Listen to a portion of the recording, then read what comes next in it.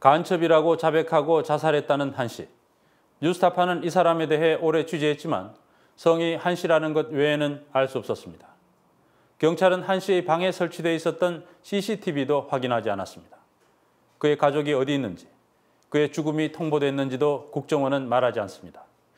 이런 식이라면 합동신문센터에서는 어떤 죽음이든 은폐될 수 있습니다.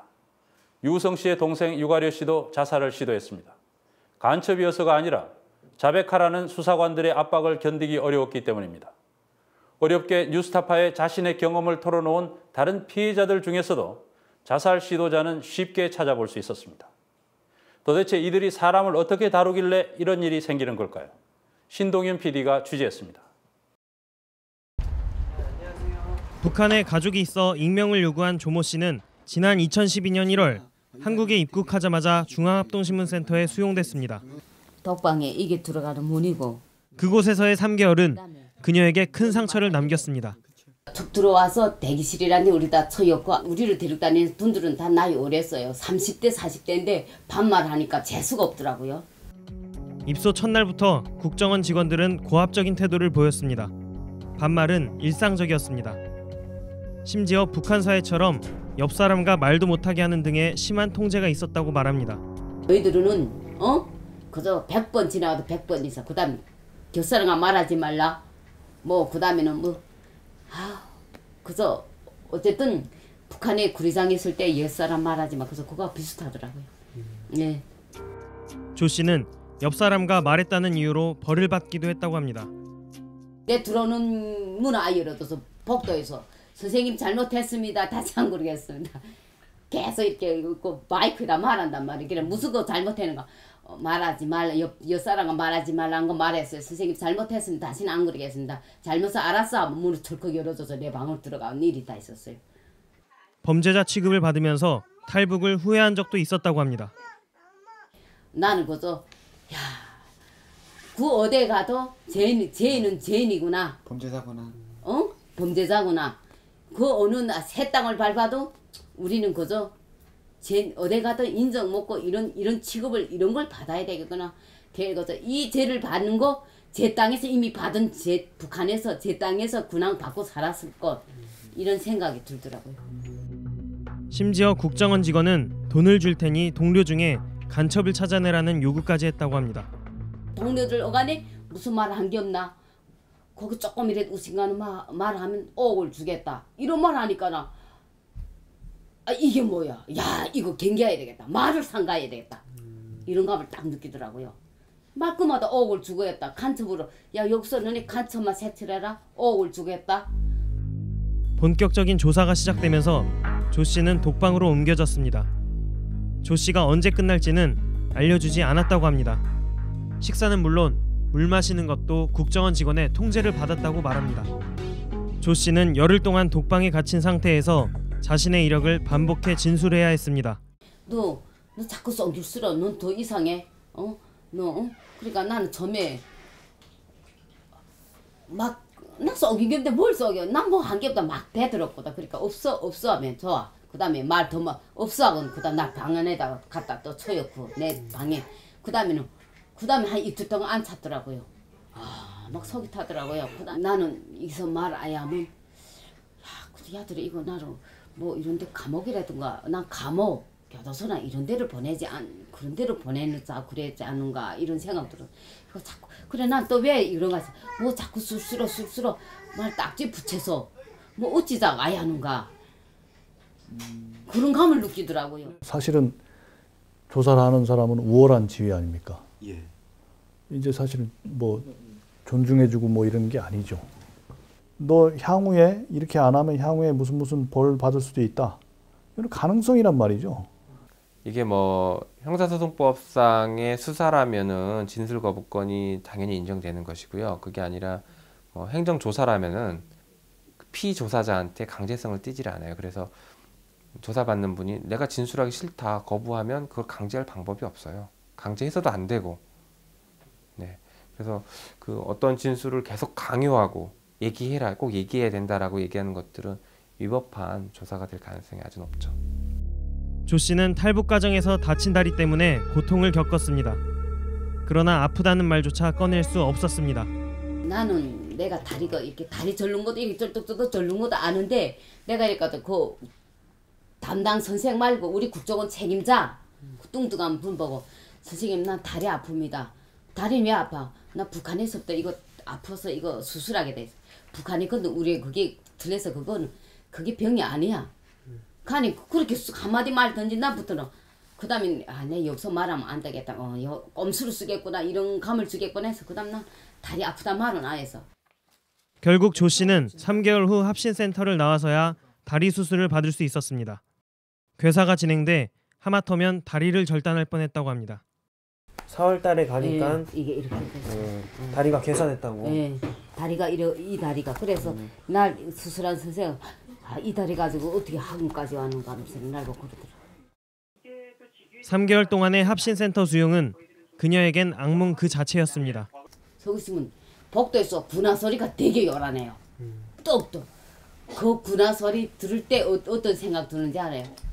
막 심장이 울렁거리면 이 뭐이랄까 딱 죽을 것 같은. 왜 북한에서 있을 때면 이 간사아이들이 이렇게 군화 소리 내고는 발로 들이 걷어봐 차고 막 이런 거 여는 아이들은 그런 거 당하면 못 봤지만 나는 그걸 당했기 때문에 그 군화 소리가 제일 싫어요.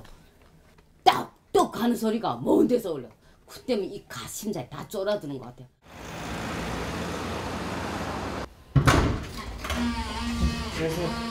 지난 2008년 입국한 북한 이탈 주민 박모 씨의 경우는 더 심각했습니다. 합신센터 수용 일주일 만에 박 씨는 맹장염으로 극심한 복통을 호소했습니다. 그러나 돌아온 건 소화제뿐이었다고 합니다. 배가 그러니까 아프신 정도가 어느 정도인가요? 정도라는 게 선생님 생각해 보세요. 예, 그 칼로 소나가 벼도 병원에 가는 게 인간이 아니에요. 배가 다 썩어서 지금 배가 다 그래야 되게 안에 다 썩었는데 그 아픔이라는 거 생각만 해보죠. 어떻게 되겠는가. 결국 박 씨는 맹장이 터져서야 병원으로 이송됐습니다. 몹시 아프니까 병원 가달라, 의사를 불러달라. 그랬는데 선생 안 불러줄까. 그다음 그 낮에 제가 졸도했어요. 쓰러졌어요. 예. 그때 갈 때까지도 나는 그가 수술할 때까지도 의식이 없었어요. 내가 맹장이 터져서 의식이 없어요. 쏙 그런 상태에서 내가 수술 받았는데 다음날 아침에 일어나니까 선생님이 그러더라고요. 아이고 아저씨 그 하나님이 도와줘서 살았다고 맹장이 다 터져서 떡이 됐더라고. 좀만 늦었으면 아직 죽는다고 그러더라고요. 국정원 직원은 조사 과정에서 원하는 진술을 받아내지 못하자 박 씨에게 욕설을 서슴지 않았다고 합니다. 보지 않고 찢어버리는 거예요. 그걸 종이를 찢어버려 또 쓰라는 거예요. 나를 보고. 왜 그랬는지 혹시 물어보셨나요? 내가 그러지 왜 그러는가 아까 쓰라고 써 이 새끼야 말하지 말고. 나는 그때 얘기해서 뭐 또라이라는 게 뭔 소리인지도 난 몰랐어요. 아니 또라이 같은 새끼 어디서 중국에서 이런 또라이 같은 새끼 바로 바라왔는가든지 뭐 기어왔는가 그러더라고. 나는 그때까지도 그 말뜻을 모르고 있어서. 특히 국정원 직원은 박 씨에게 위장 기순환 간첩이라고 자백할 것을 강요하면서 볼펜으로 머리를 찌르는 가혹행위까지 일삼았다고 합니다. 볼펜을 나한테 주는 거예요. 그 볼펜까지 받았어요. 받고 난 책상에 놓고 이렇게 있는데 그 볼펜을 재서 나를 머리를 팍 찌르는 거예요. 이렇게 볼펜을. 정수리를? 예, 여기를 찌르는 거예요. 예. 그 끝을 있는 것을 팍 찌르는 거예요. 그래서 이렇게 훅 찌르면 이거 재서 이렇게 찌르는 거예요. 3번을. 박 씨는 국내에 정착한 이후 합신센터에서 당한 억울함을 풀고자 정부에 탄원서를 제출하기도 했습니다. 대통령한테도 내가 편지 썼어요. 박근혜 대통령한테. 이게 뭐 그것도 그저 같은 놈이에요. 응? 같이 다 그저 그 뭐 특정군역 봐주기 하고 그저. 응? 그러나 돌아온 건 조사기관에서 가했다는 부당한 처우와 관련해서 우리 부에서 확인할 수 없다는 통일부의 답변뿐이었습니다. 북한에서 살다 오신 분들은 기본적으로 그 국가기관, 관에 대해서 두려움, 공포가 좀 많이 있는 분들이거든요. 그래서 관이 원하는 것은 조금 내가 잘 모를 때 또는 불편하더라도 다 그냥 참고 그대로 따라가 줘야 된다. 내 권리를 주장할 수 있다. 이런 것들을 잘 몰라요. 그러다 보니까 자기가 진짜 하고 싶은 얘기, 해야 될 얘기들을 못하고 전혀 엉뚱한 얘기가 하게 되고 그렇게 만들어진 진술들이 결국에는 또 다른 사람, 제3자에 대한 어떤 국가보안법 위반의 증거가 되거나 아니면 본인 또는 뭐 가족들에 대한 어떤 범죄 혐의의 증거가 되거나 이렇게 오용이 되는 경우들이 생겨요. 이 같은 합동신문센터의 조사 실태는 유유성 씨 간첩 조작 사건을 통해 비로소 드러나기 시작했습니다. 국정원은 지난 2012년 입국한 유 씨의 여동생 유가려 씨를 179일, 무려 6개월 동안 합신센터에 가두고 자백을 강요했습니다. 당시 변호인들은 수차례 유가려 씨와 접견을 요청했지만 철저하게 무시됐습니다. 저희가 무시도 데려가겠다, 정신 부탁드리게 해주겠다면서 그때 내가 안 가겠다고 막 제발 저는 안 가겠습니다. 저 봐주십시오 하면 내가 막 울었습니다. 한숨은 너무 때리고 너무 맞고 하니까 너무 공포스럽고 하니까 마지막에 내가 계속 아니라고 이렇게 하다가 버티다가 할 수 없이 허위진술하게 됐죠. 지난 2월 21일 서울중앙지법은 합신센터에 수용된 유가려 씨에게 변호인 접견을 불허한 국정원의 처분은 위법하다고 결정했습니다. 국정원의 탈북자 조사 방식에 처음으로 제동이 걸린 것입니다.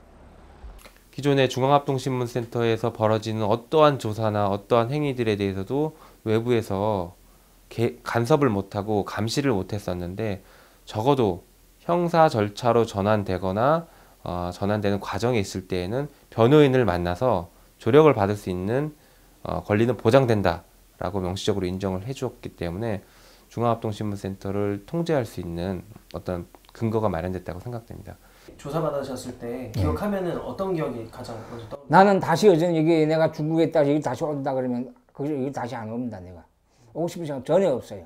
이 북한 사람들이 오면 국정원에 가지 말고 일단 먼저 심리 치료나 이런 치료를 받으면서 안정을 취한 다음에 그럼 이제 그 사람들 인권을 보호해주고 그들에게 최대한 이렇게 안심하게 하면서 이렇게 그 조사가 이루어지면 좋지 않겠나. 그리고 앞으로 우리 가족처럼 다른 가족들도 억울하게 악용당한 그런 가족이 또 이런 일이 생기지 말았으면 좋겠습니다. 탈북자를 길게는 180일까지 구금할 수 있으며 외부 감시를 전혀 받지 않는 중앙합동신문센터. 이곳과 국정원을 개혁하지 않는 이상 간첩 조작은 언제든지 다시 일어날 수 있습니다. 뉴스타파 신동윤입니다.